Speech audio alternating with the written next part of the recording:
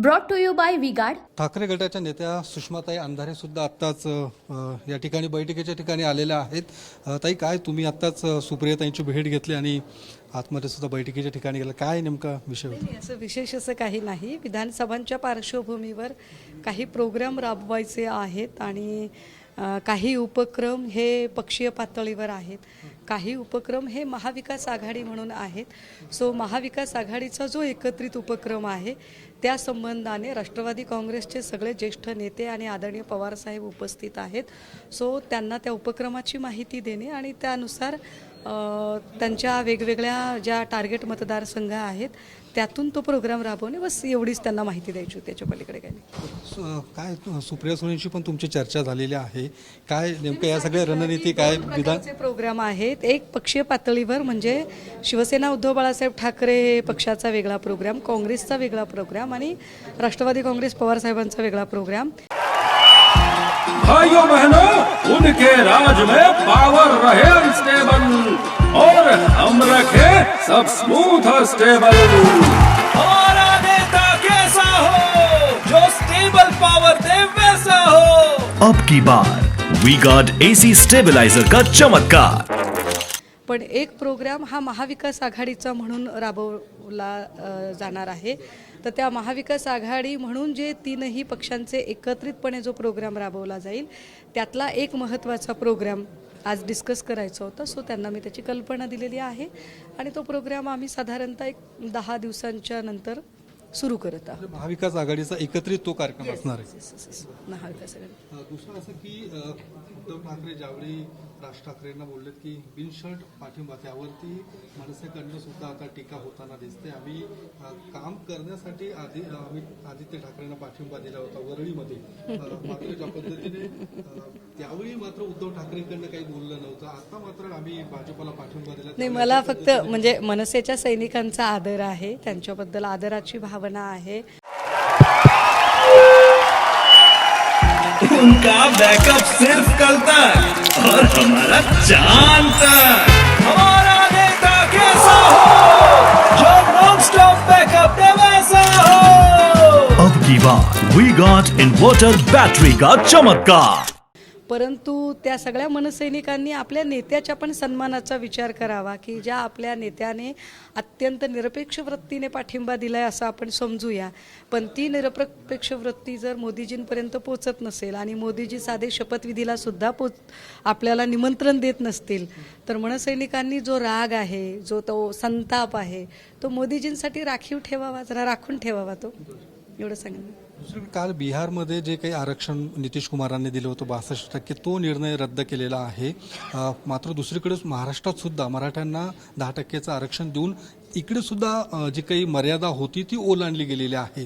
मात्र सरकारला हे माहिती असून सुद्धा अशा पद्धतीने मराठा समाजाला आरक्षण दिलं गेलेलं आहे. काल चंद्रशेखर बावनकुळे सुद्धा म्हटले होते की 50%ची जी मर्यादा आहे ती ओलांडली तर अशा पद्धतीने निर्णय येऊ शकतं. काय नेमकं तुमचं? मला असं वाटते की मराठा आंदोलन असेल किंवा ओबीसी आंदोलन असेल, या दोनही आंदोलनांमध्ये भरडली जाते ती सामान्य जनता, ती ओबीसींची असो ती मराठ्यांची असो. ज्या पद्धतीने बीडमध्ये 2-3 आत्महत्या व्हाव्यात किंवा आत्ता एका मराठा समुदायाच्या प्रसाद देठे नावाच्या तरुणाची आत्महत्या असेल, हे सगळंच चित्र क्लेशकारक आहे. उलट या सगळ्यांमध्ये दोन समूहाला भांडवण्याचं, त्यांना खेळवण्याचं पाप सत्ताधाऱ्यांनी करू नये. कारण सत्ताधारी कोणती तरी एक बाजू खरी सांगत असतील ना. जे सत्ताधारी जरांगेंना भेटतात आणि जरांगेंना सांगतात की होय आम्ही तुमच्या मागण्या पूर्ण करणार आहोत, तेच सत्ताधारी इकडे ओबीसीच्या लोकांना जाऊन भेटतात आणि त्यांनाही सांगतात की आम्ही तुमच्या मागण्या पूर्ण करणार आहोत. एका म्याने 2 तलवारी राहत नाहीत. त्यामुळे हे 2 समूहामध्ये भांडण लावण्याचं जे पाप आहे, हे जे कटकारस्थान आहे, ते सत्ताधाऱ्यांनी तात्काळ थांबवायला हवं. उलट जर सत्ताधाऱ्यांची खरंच नियत असेल देण्याची आणि सत्ताधाऱ्यांमध्ये तितकं मनोधैर्य असेल तर सत्ताधाऱ्यांनी ओबीसी आणि मराठा या दोनही आंदोलनातल्या प्रमुखांना समोर घेऊन तिघांची एकत्रित, एकेकाला कोपच्यात घेऊन नाही, तर ओबीसी आणि मराठा या दोन्हींच्या आंदोलनातल्या प्रमुखांना एकत्रित करून सत्ताधाऱ्यांनी समोरासमोर बसून चर्चा करावी, छक्के पंजे खेळू नयेत आणि कुठल्याही जातींचं धर्मांचं ध्रुवीकरण करू नये. मला वाटतं लोकसभेच्या पराभवानंतर तरी भाजपलाही सद्बुद्धी येणं गरजेचं आहे. शेवटचा प्रश्न ताई, बैठकांचं सत्र सुरू झालेलं आहे. एकीकडे शरद पवार गटाकडनं बैठका सुरू आहेत, तुमच्याही उद्धव ठाकरे गटाची बैठका पार पडल्या आहेत. काय नेमकं विधानसभेचं चित्र असेल, काय नेमकं तुमचा अंदाज असेल? जे लोकसभेतलं जो चित्र होतं तेच विधानसभेत पाहायला मिळेल, काय वेगळं काय अंदाज असेल? हे बघा, लोकसभेला आम्ही यशस्वी झालो किंवा आमच्या जागा जास्त आल्या वगैरे, पण त्याचं कवित्व आता थांबवूया. आता पुन्हा नव्याने कामाला लागूया. माझ्या डोक्यात कुठली हवा गेलेली नाही आणि महाविकास आघाडीच्या कुठल्याही नेत्यांच्या डोक्यात सुद्धा ती हवा गेलेली नाही.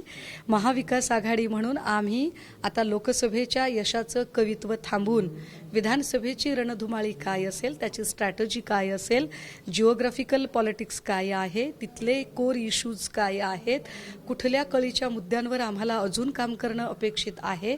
भाजपाने कितीही घाणेरडे राजकारण करून इथे हिरवे भगवे निळे असं रंगांचं राजकारण करायचं ठरवलं असलं तरी आमच्यासाठी मात्र या भारताच्या भूतलावर राहणाऱ्या सगळ्या जाती धर्मांचे लोक तितकेच महत्त्वाचे आहेत. त्यांचे प्रश्नसुद्धा महत्त्वाचे आहेत. सो त्यावर विचार करणं आमच्यासाठी जास्त गरजेचं. मोठा भाऊ नेमकं कोण? कारण की काँग्रेस म्हटलं की आम्ही मोठा भाऊ महाविकास आघाडी. वर्णव्यवस्था, हायरार्की, श्रेणी व्यवस्था ही भाजपचा हा DNA आहे.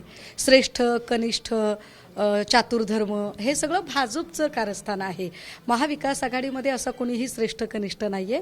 महाविकास आघाडीमध्ये आम्ही सगळे एकाच पंक्तीला बसलेले लोक आहोत आणि पंक्तीला प्रपंच करायचा नसतो असा आमचा संप्रदाय सांगतो. धन्यवाद ताई. कॅमेरामन सुशांत राऊतसह मी Yogesh Borse, TV9 Marathi, Pune. Brought to you by V-Guard.